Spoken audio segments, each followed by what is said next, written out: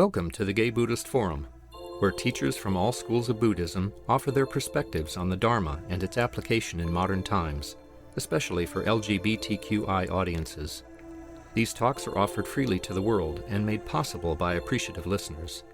If you would like to support our efforts to share the Dharma with underserved audiences, please visit gaybuddhist.org. There you can donate, find a list of upcoming speakers, or enjoy many hundreds of these recorded talks dating back to 1996.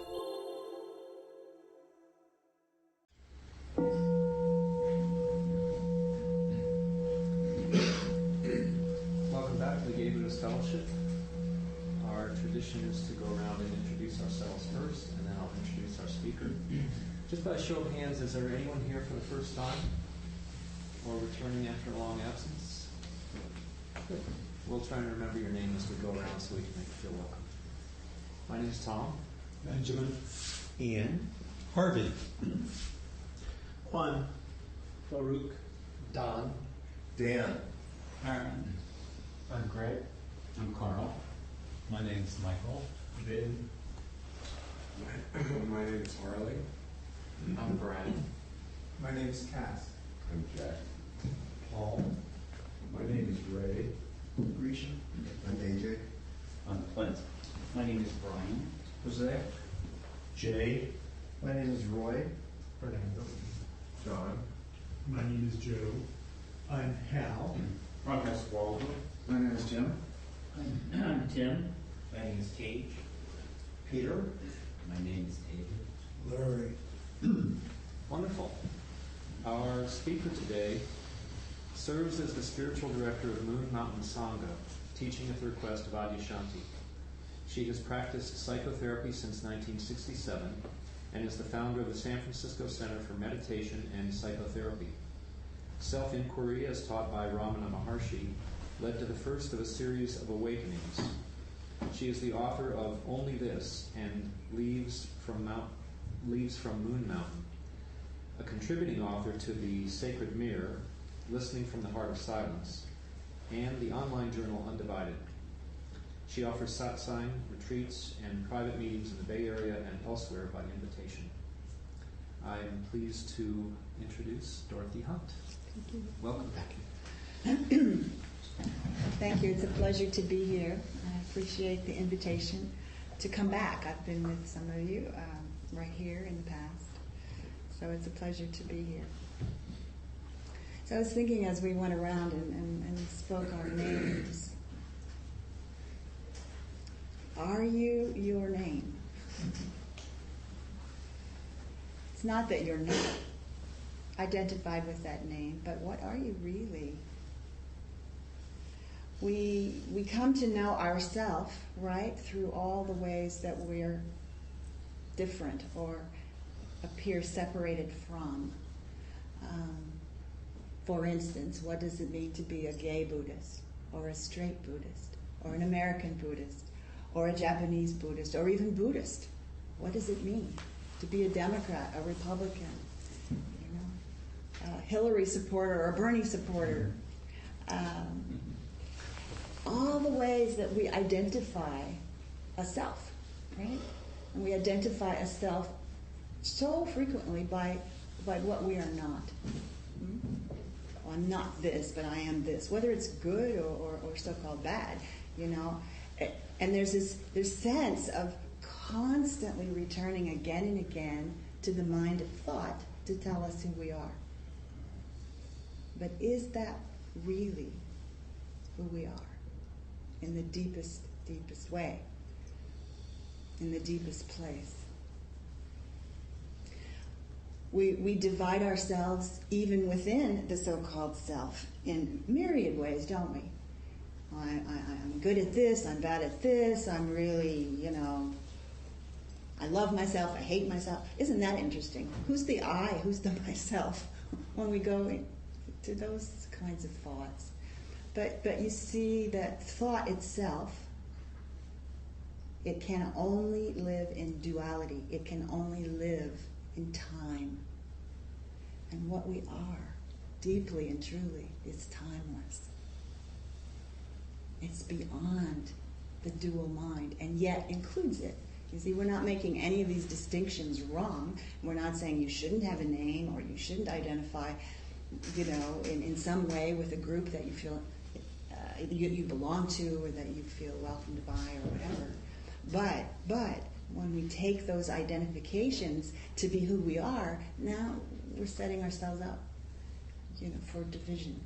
And the division that we have even within ourselves is so often characterized by the amount of time we all spend trying to tinker with the self, make it better, stay away from the things we don't like, and so forth.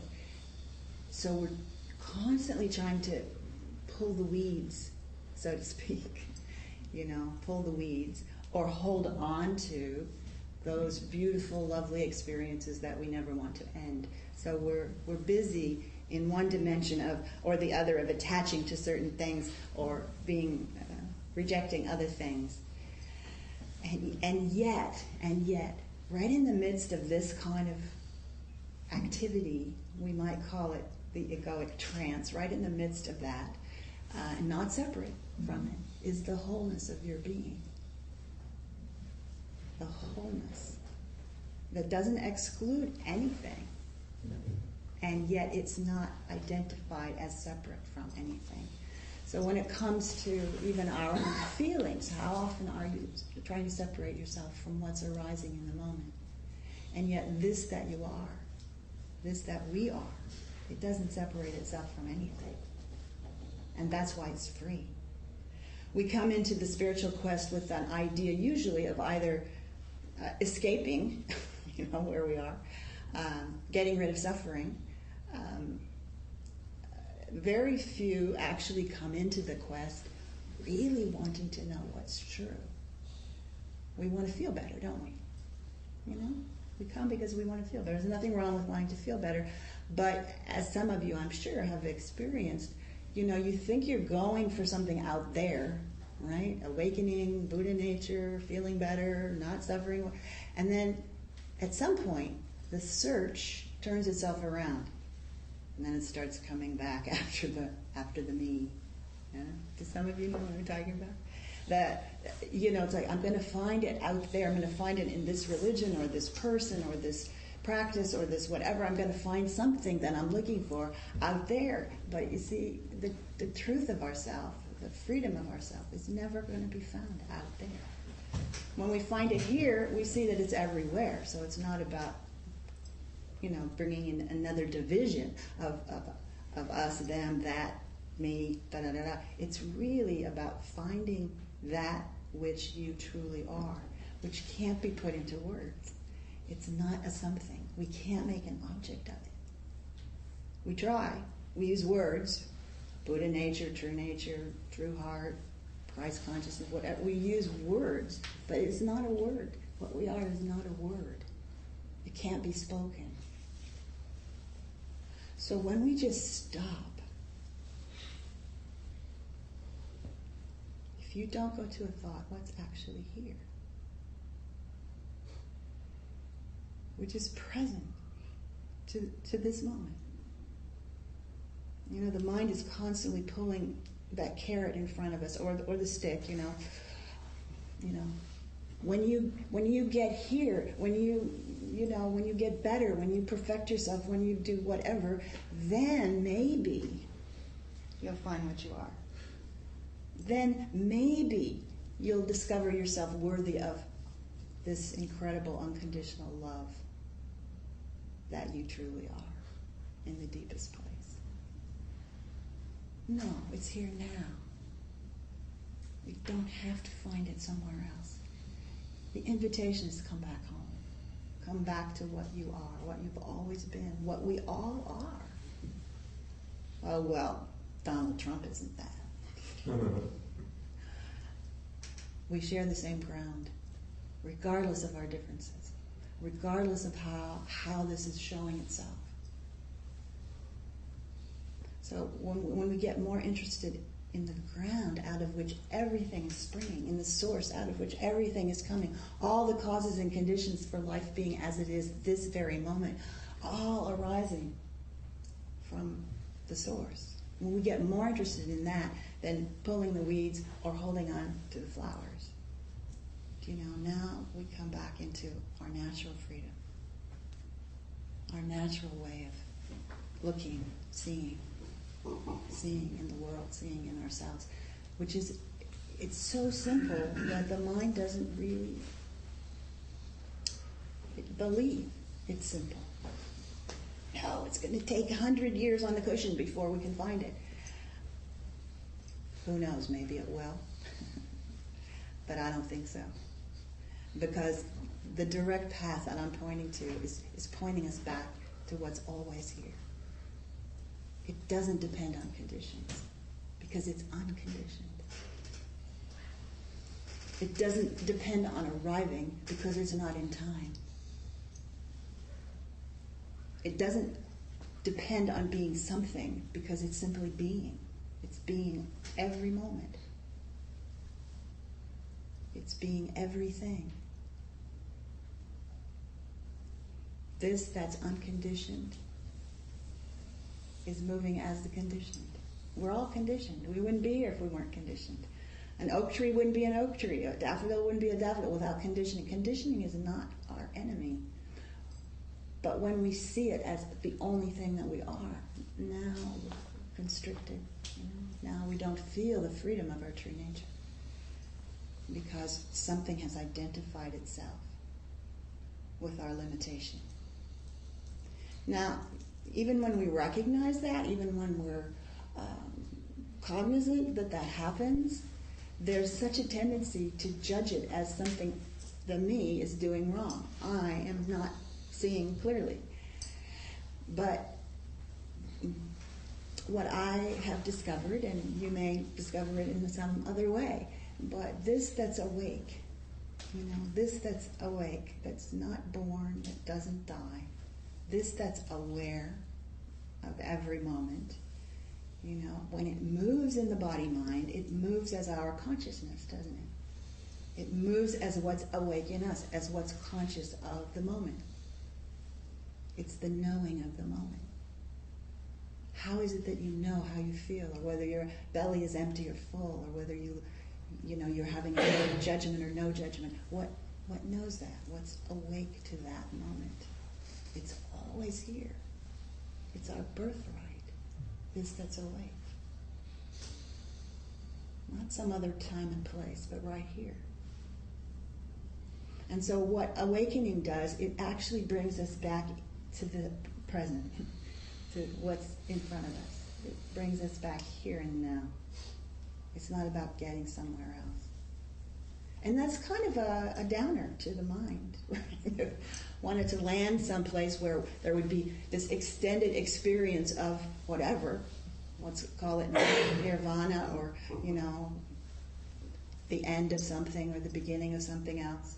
But it isn't a state. It's not. It's the non-state, we could say. This that's empty of definition, this that's awake is empty of definition.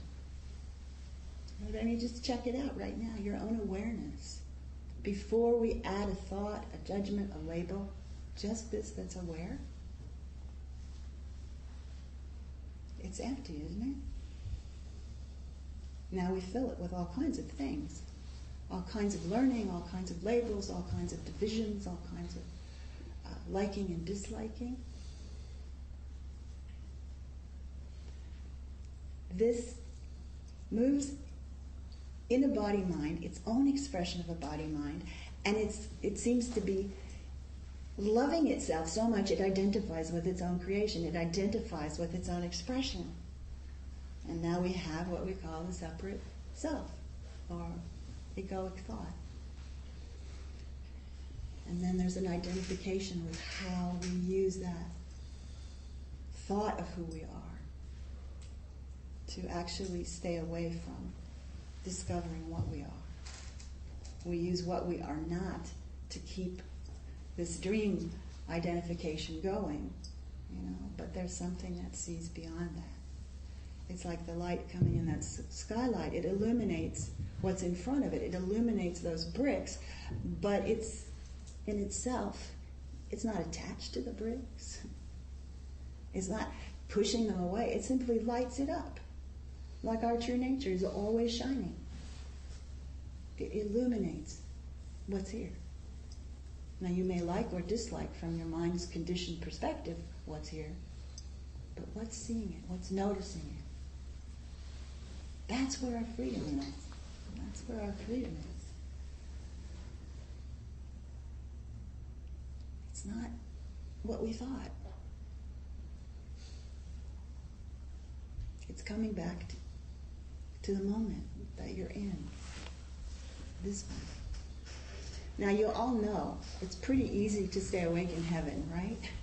Having a great experience, it's very pleasurable, and joyful. It's easy to feel awake there, you know. Our whole being is engaged in that moment. But this is awake in the hellish ones as well. There was a story I always enjoyed about Ramana Maharshi. He had originally a devotee who was incredibly devoted to him. I mean, just incredibly so. But he was his attendant as well. And then Ramana at some point decided that, you know, someone else would be his attendant, and this guy got very upset with that. And everything just turned around. He then became kind of an enemy, and he brought lawsuits, and he said, this is my land, and, you know, I won't go into the whole story, but he wrote a book, you know, that was full of untruths about this sage. And Ramana himself says, let's sell that book at the gate. There'll be fewer people who come, you know. I mean, he wasn't the least bit upset that this was happening because he wasn't identified as a self, right? He was identified as this that we all are. And that isn't even an identification one can hold on to. The minute you try to hold on to it, it becomes another thought.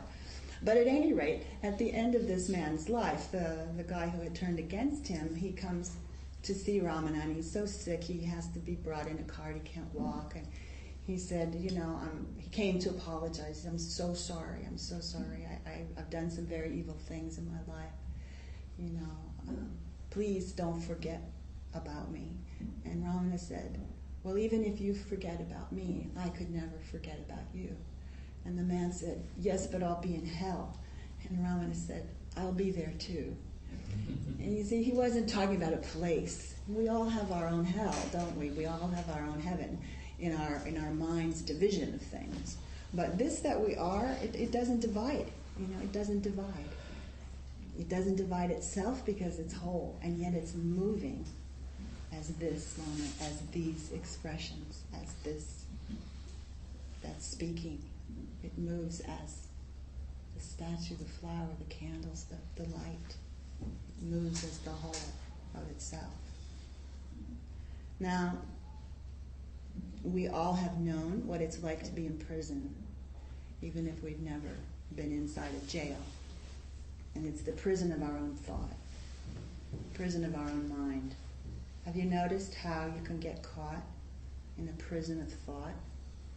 The bars are just made of thoughts, and you imagine that there's somebody inside, but check it out. See if there's someone inside.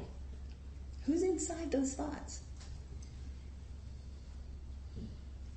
And this is an example from my own life rather recently that it kind of illuminates what I'm talking about. So I am a very big Warriors fan. In fact, I got to get home to watch the game this afternoon, but happily it's not happening this morning, so I can be here undivided from what we're doing here now.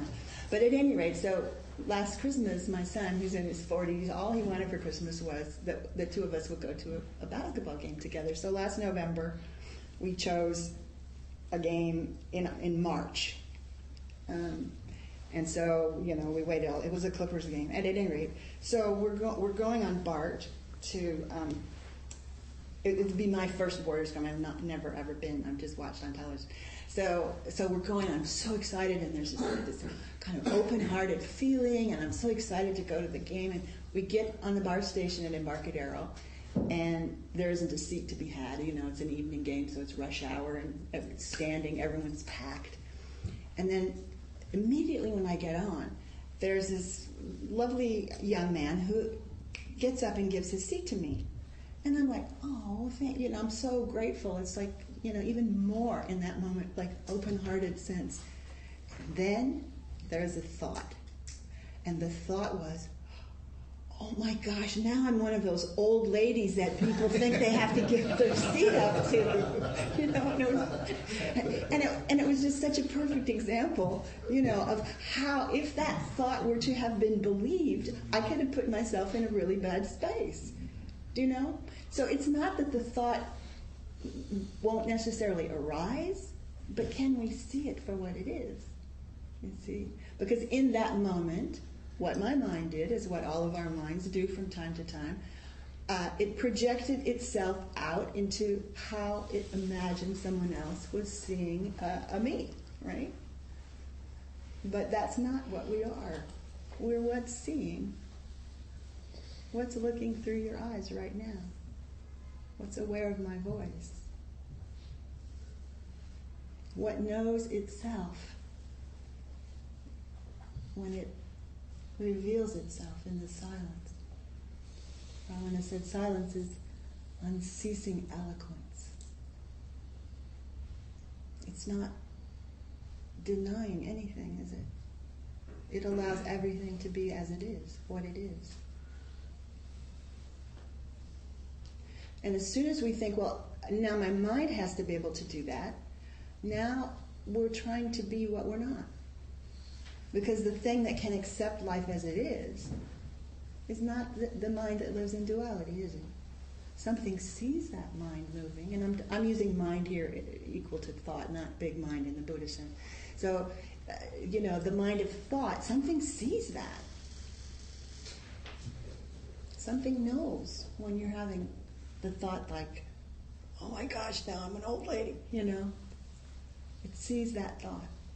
But when we're moving from an awakened perspective, we just see it as a thought. It doesn't define us.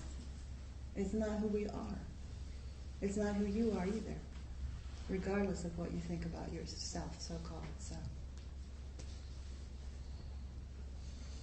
And when this moves more and more deeply, it moves as love and compassion. And once again, if there's a me who thinks, well, I have to be loving and compassionate, we're looking in the wrong place. We're looking, there's a me then that has to do that. But when we just step back, sit back, take a seat in our true self, and I'm going like this because the felt sense of it in the body is down low, it's not up here, or it's taking a seat in yourself is a sense of verticality. Doesn't mean you have to be rigidly upright all the time, but it's just like when you're moving, when you're sitting, when you're sensing, that you're at home.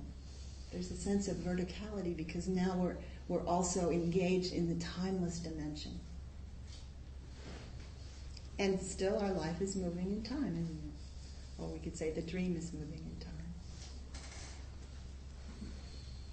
in time, and the mind lives in time. So it's looking at life from that perspective. That's what it does. It's not a bad mind or a wrong mind. It just is what it does. But there's something deeper than that sees that. It's not caught by it. And yet it's moving. It's constantly moving. Causes and conditions are continually being as they are.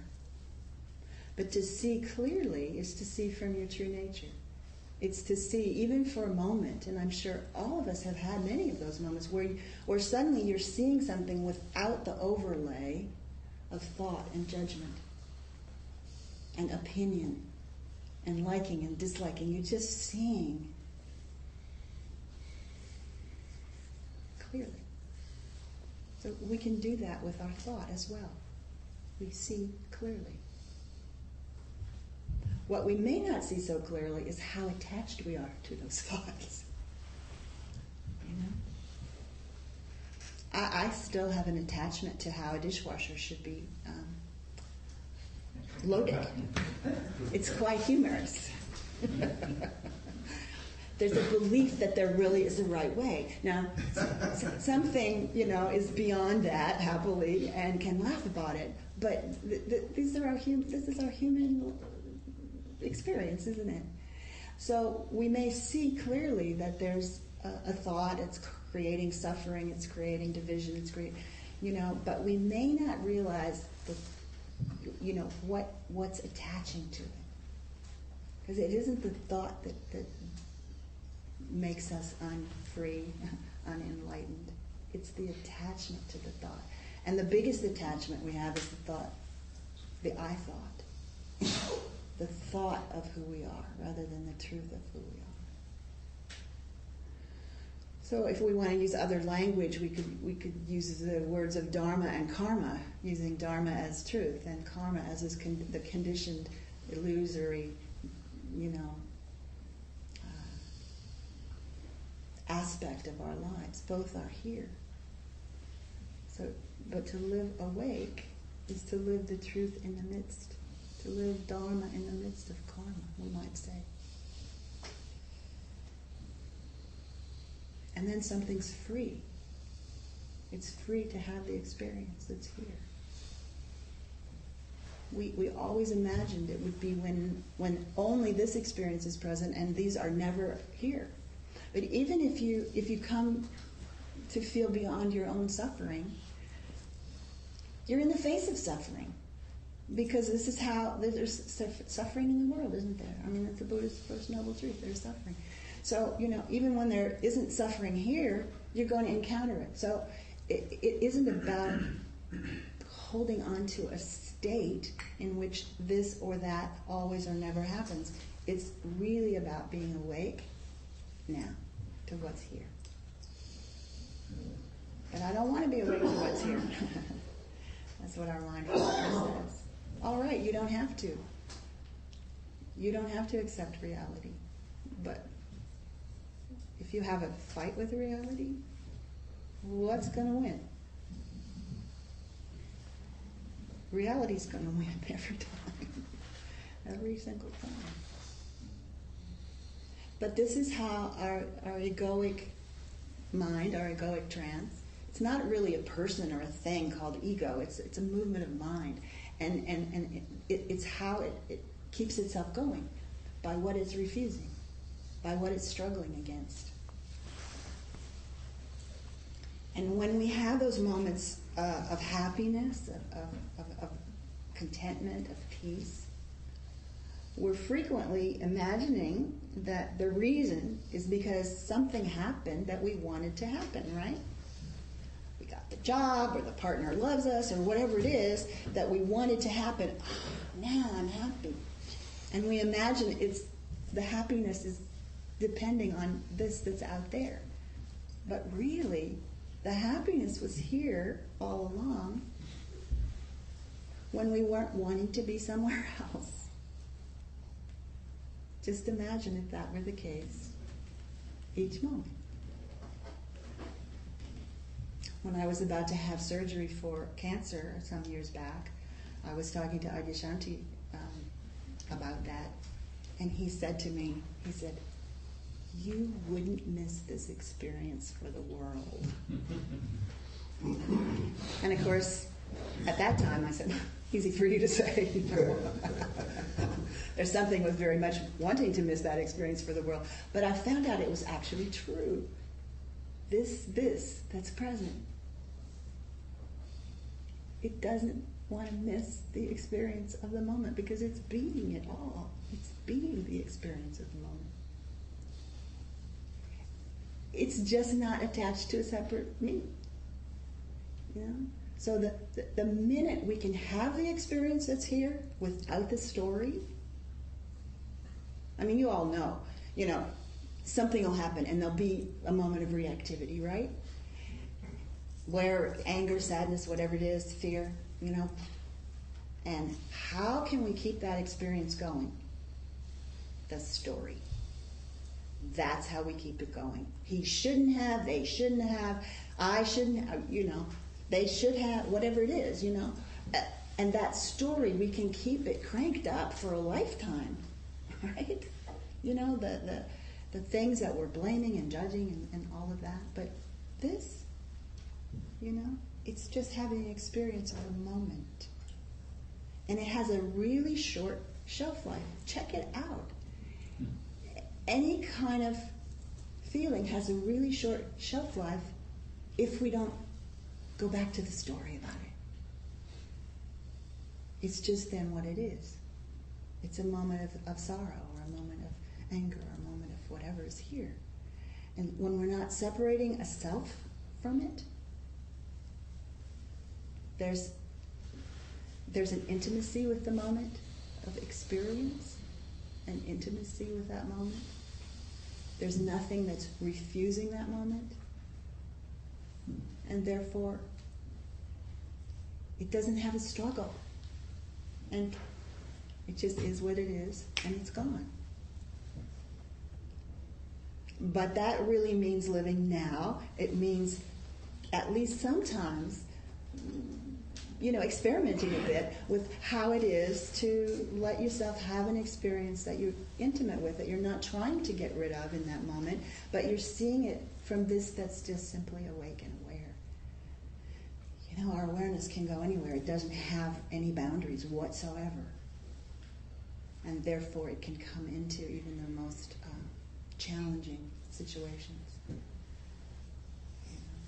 When my husband died about 1.5 years ago, and we'd been together over 50 years, it was very interesting just to see how, and some of you may know this when a loved one has died, how intense the grief could be, and it would come at unexpected times, and there was nothing that was trying to manipulate it in any way or say it shouldn't be here. It was just like, whew. And when it was allowed to just simply be what it is, it would go. It would come and it would go. It would come and it would go. It would come and it would go. I'm sure some of you have had that experience. And the other thing that has been so fascinating about that experience is just that sense of, anyone, anything that we have deeply loved, is still present. It's present in our heart, isn't it? It's present in our heart, in our memory. And the spirit that didn't get born and didn't die is as it always is, as it always has been. And therefore that the truth of what we are simply continues to be the truth of what we are, and yet the form has gone, that particular form, and yet the essence, the presence, doesn't go anywhere. Where would it go? When Ramana was dying, they said, "Oh, please don't die, don't leave us," and he says, "Where would I go? I'm here." And that's what we are too.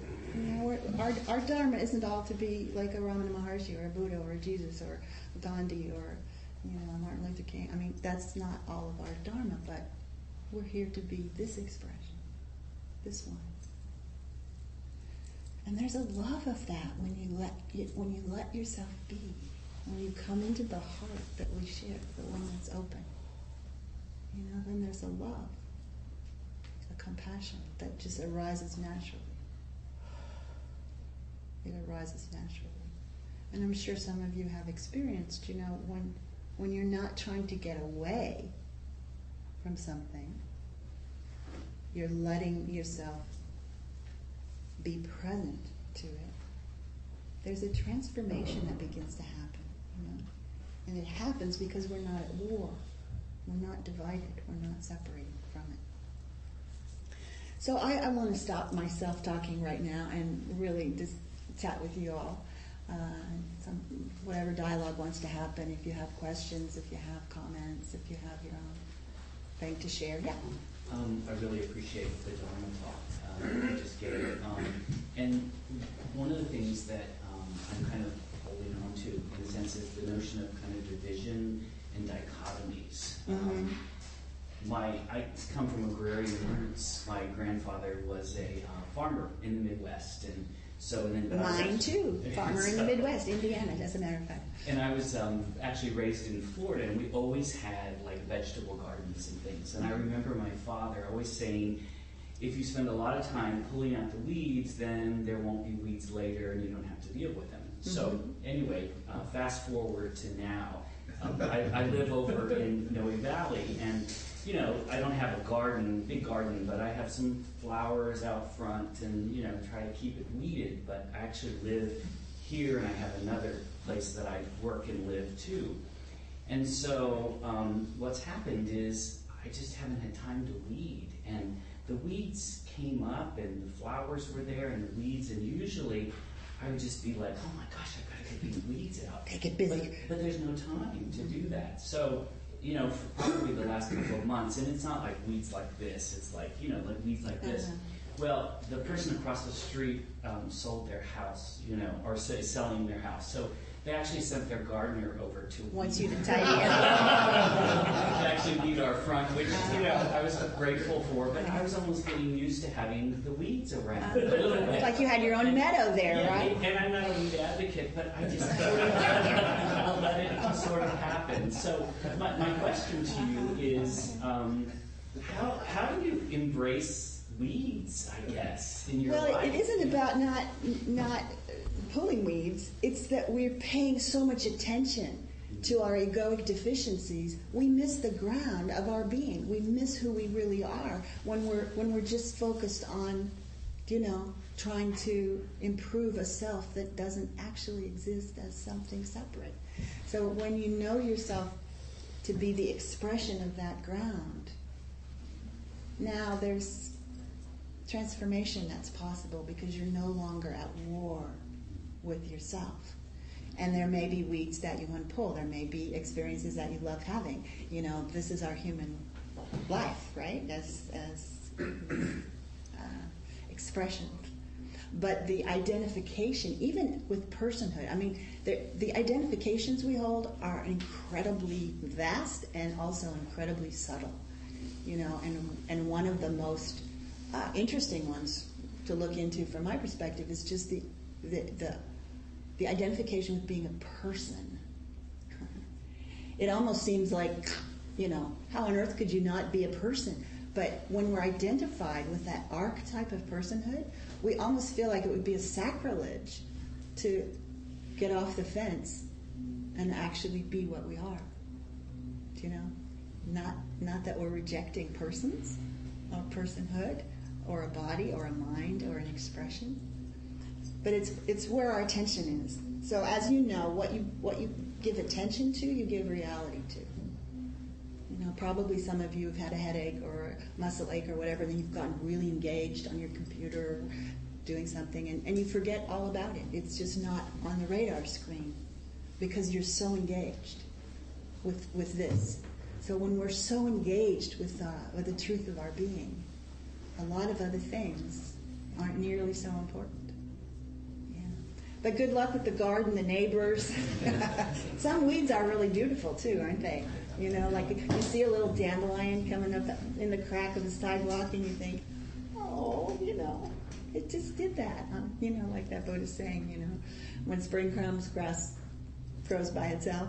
Well, so do the dandelions.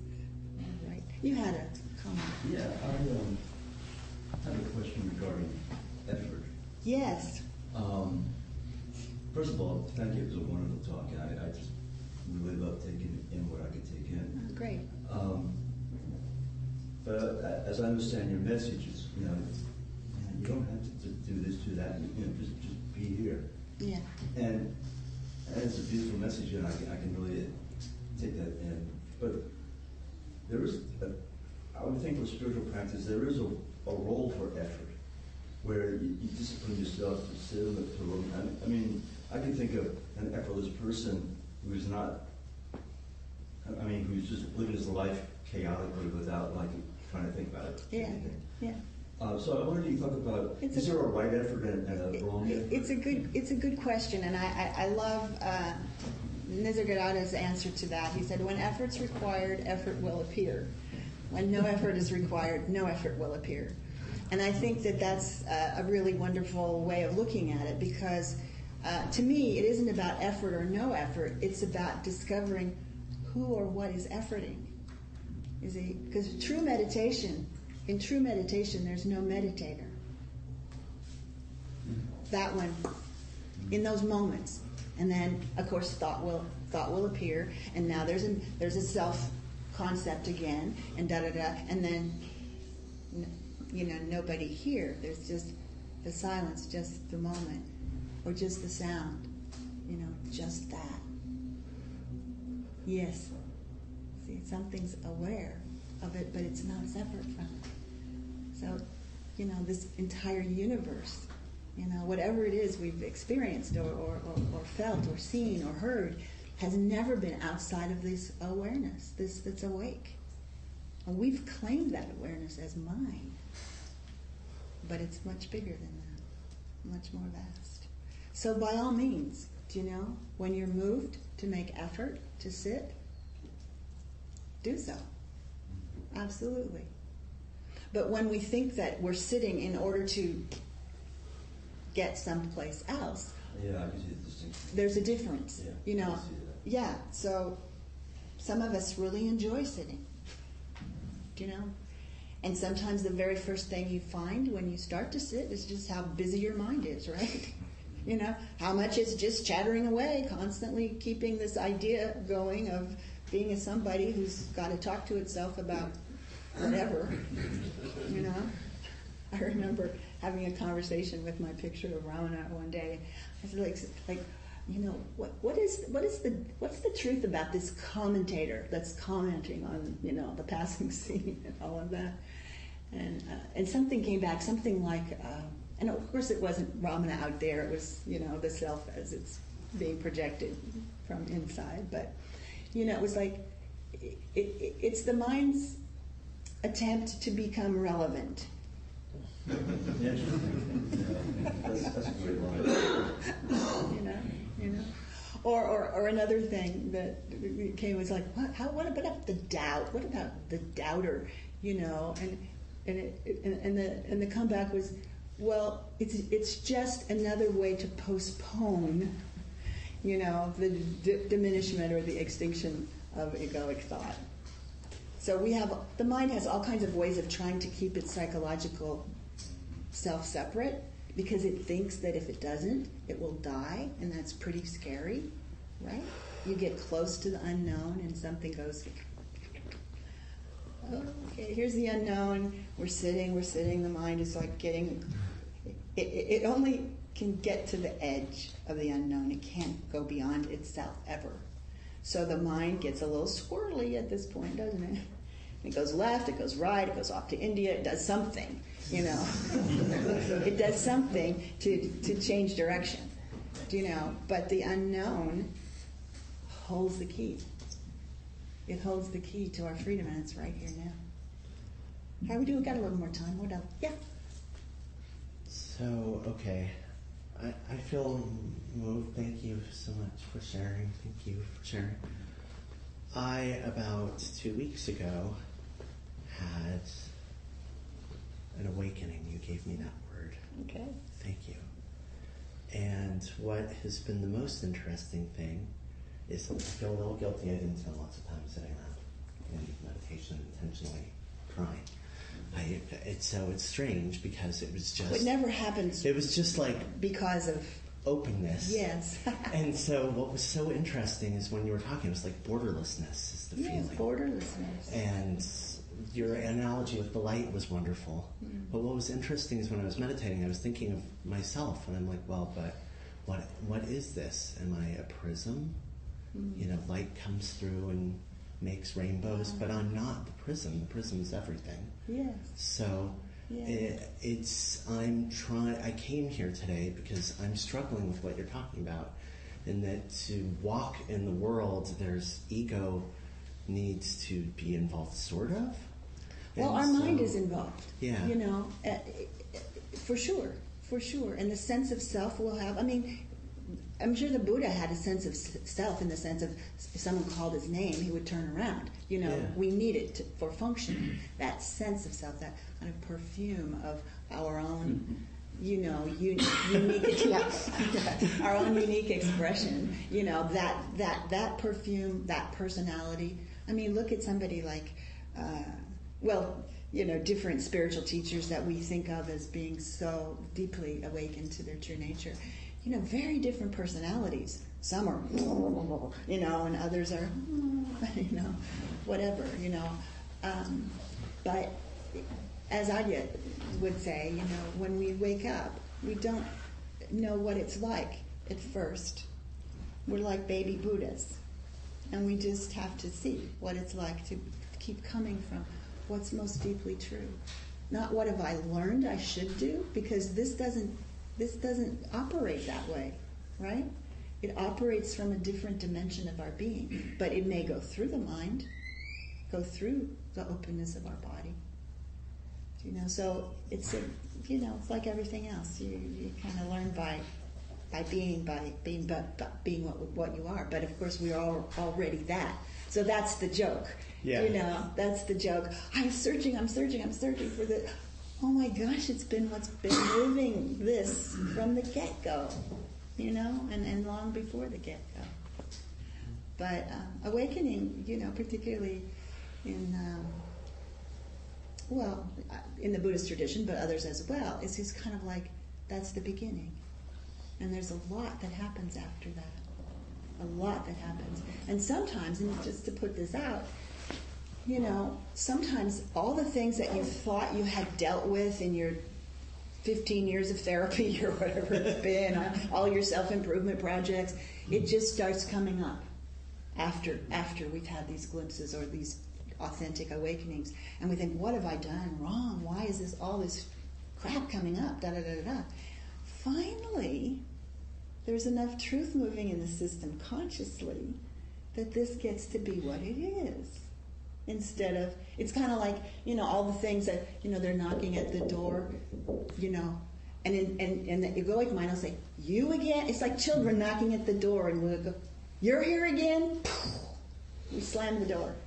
But now when we're more awake to this inclusive, all vast, openness, say, come in. You're welcome here. And that's the love that transforms ourselves, It's not about identifying with the victimhood or whatever it is that we've been, it's like, oh, okay, there's something that wasn't allowed to be experienced, And we all carry different levels of whatever, So I'm not saying this always happens, but it's very frequent, and people think, well, I was so awake because I had this great experience, but that's where you see this is awake in hell as well, And that's the freedom of being the moment. But hey, enjoy yourself. Yeah. Yeah. Yeah, thank you so much. Wonderful talk. Okay, at the Warriors game, were you... Oh, was I like this? No way. No way. But see, that's where the more you know what you are, truly, the more freedom you have to be this expression. If it loves the Warriors, it loves the Warriors. Is my happiness dependent on their winning? Not really. Sometimes. Well, there are those moments. I have to be honest. There's that little moment of disappointment, but it's like your well-being doesn't depend on outer circumstance, but you can engage and enjoy. Totally. In fact, more than before when you were trying to look so holy. Yeah. So I heard, I was listening to C.J. Teft interviewed on Buddha the Gas Pump, and he talked about, when one has an awakening, the only kind of awakening that you can have is in the experience that a human has, because that's the form we're in right now. Mm-hmm. So of course it's going to be colored by emotions and longing and uncertainty and all these things. What else could it be?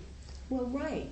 And the sense is not that those things shouldn't be here, but there's something that isn't threatened by them. There's something that's free. Like we're free to have the experience called death. That's the one we're all trying to avoid, right? But we're free to have that experience because it's just another experience in this that we are, that doesn't die. So yeah, that's such a common misconception that, well, You know, if we wake up, yeah, exactly. That now we've made the division between enlightened and unenlightened, human, divine, mind, body. I mean, yeah.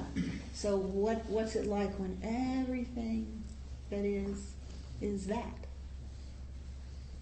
Now we can be curious, we can enjoy, we can not enjoy. The freedom to be is the freedom. And we always thought it was going to be the freedom to be a certain way. You know, it was going to be a freedom just to, and that's kind of an amazing thing, to let yourself be, and to let life be as it is, to let reality and life move itself as it always does, without all the thoughts that we have to, you know, fight. And it may come that we do. We need to say no. We need to set boundaries. We need to, you know, but it's so different to be against something as a warring against, and to stand up for what's true. It's like, you know, you can have a peace march with people, you know, like in the 60s and 70s. Well, some of you are old enough to know those. You know, it's like you can, I'm against war, I'm for peace, you know, and there's no peace coming out of that. You know, there's just more war. And I remember hearing a story of Thich Nhat Hanh doing a big march, for a peace march in LA. I think it was 3,000 people, and it was during the one of the many wars we've been in. I don't even remember which one, but you know, but there were all these pro-war protesters out there, you know, down with peace or whatever it is, and you know, he instructed these 3,000 people, be peace, be the peace, walk as that, and pretty soon these protesters just stopped because there wasn't any struggle. And that's so true in our own experience as well. When we're not struggling against something, we're actually being the peace. So anyway, I think you want to do other things, but it's I want to thank you. such great to be here. It's a great thing. Thank you for inviting me. Yeah, thank you all for your presence. I don't think anyone went to sleep. I always think that's a really good sign. Do enjoy yourself. Exactly. Next week, our speaker will be Martha Bosing. Martha Bosing. In 3 decades of Buddhist practice and teaching, Martha has received lay ordination at Clouds in Water Zen Center in St. Paul, Minnesota, taken refuge with Pema Chodron at Gampo Abbey, and continued studies with Pema at the Shambhala Center in Berkeley. And she's done a lot of other things as an artist and writer. Over 40 produced plays. Wow. That should be interesting. So, come next week if you're available. Speaking of marches, today's May Day, so Happy May Day. There are events going on. That's true. So before we get to announcements, I just want to say that Dana is the Pali word for giving, which is the physical embodiment, the expression of generosity. So we invite you to express that. It helps sustain our Sangha and pay for this beautiful space and our speakers and our newsletter that goes out and all the good things that we do. $5 to $8 or $8 to $10 is our suggested. Other announcements? Why don't we start with our Okay, but right off I wanted, this is sad news, our sweet friend Hubbard Winton passed away a week and a half ago. He was surrounded by family and died peacefully. He had a serious stroke about 4 or 5 years ago and moved back to Philadelphia. And evidently it was as sweet and loving as that thing can be. But if you don't know what he was, Very sweet. very, very sweet, unified man. He was a true mystic, and there's a panel in one of the talks on aging, and it's just an example of how an 80-year-old can just be full of life and full of trust and full of love and full of sex and just going for it all, and yet in an enlightened state. So I recommend that recording. And we wish him Godspeed. We have no concerns about this. Anyway, as a host, there are treats. There's fruits and banana bread. There's the Dharma bowl, how we kind of around. Be profligate. There's a sign-up sheet over on this credenza. And Joe is here, so he'll probably be picking it up. So you'll get straight to the network. Hey, Carl. There's hot water for tea. We now have a dishwasher. Dorothy, you may want to... There is a way to load that thing. But just put your cups in the sink, and I'll hopefully get some tips from Dorothy and load it up. And at 12:30, some guys who are interested in going out to lunch together meet at the door and stroll forth. So please stay and enjoy the fellowship of Sangha. And yeah, I think that's it. Other announcements? Yes. Well, I know Cinco de Mayo is coming in the middle of the week, or towards the end. So I'm thinking they're going to celebrate it on next Sunday. Is that right? Well, if that is the case, parking will be impossible. Just keep that in mind when you come here. I'll take a look and maybe put out Oh, Harley. Yeah, I'm not even parking, I'm not even being able to get in anywhere. Yeah, I'd like to mention also that on June 8th to 11th, I believe, Spirit Rock is having their annual LGBTQ retreat up at Spirit Rock. And they're still taking applications, and it's just a wonderful way to be spending some time. And it's short, it's only, I think, 4 nights with Anushka. When does that start? I think it's the 11th. I think it starts the 11th to the 15th. Okay. Something like that. Anushka and Pascal are wonderful teachers. And to remind you, they do have sliding scale and scholarships and everything, so check them out. Also, this year, Larry Yang has been selected one of the honorary people for the San Francisco Pride Parade.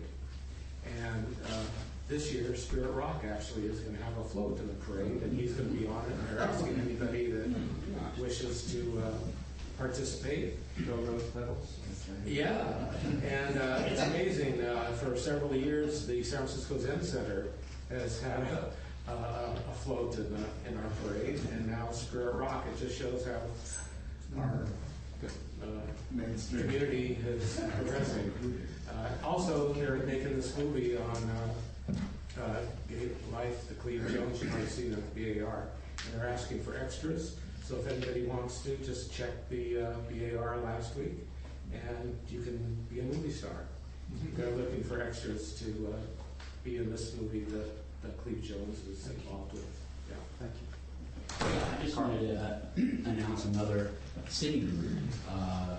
It's been going on for 14 years. It's the San Francisco LGBT Sangha, which had met at the Gay Center for about 13 years, but the Gay Center is now being renovated, so we are now meeting here in this room on Mondays, every Monday, 5:30 to 6:30. Same format as GBF, half-hour sit, half-hour Dharma talk, and good way to start the week. So I'm going to be here tomorrow, 5:30. It's a very diverse, nice, smaller group than that. And in case you're still left with the impression that there's a shortage of activities, Saturday, May 7th, this upcoming Saturday at Spirit Rock, Baruch Golden, our own Baruch Golden, will be giving a day long with Arena Weissman and Joan Doyle on exploring white privilege to build authentic relationships across difference. Should be fascinating. So there are flyers out on the book wall. So look for that. Anything else before we do our? Oh, I do have one thing, real quick. Quick poll, 5 choices. How many of you knew who was coming to speak today? Or I'm sorry, how many of you did not know who was coming to speak today? You just showed up anyway. Okay.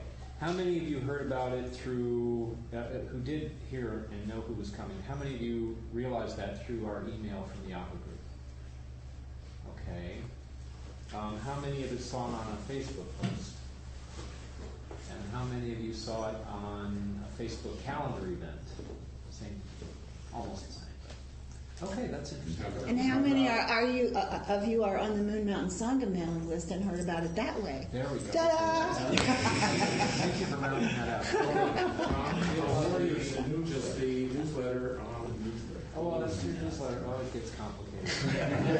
Well, let's make sure that we get Dorothy out of here in time to see the Oh, Warriors. 12:30, dip off, but probably won't be till 1:45, so I can stick around a little while. Let's gather in a circle for our dedication prayer.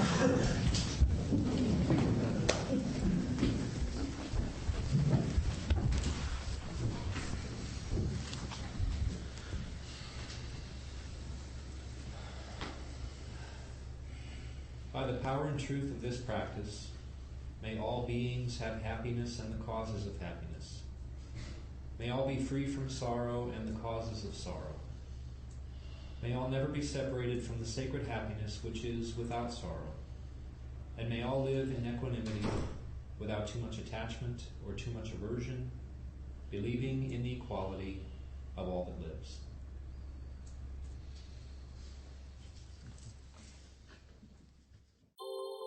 Thank you for listening to the Gay Buddhist Forum. If you would like to hear several new talks per month and be notified of upcoming speakers so you can participate live, please subscribe to this podcast, like us on Facebook, and join our mailing list by visiting gaybuddhist.org.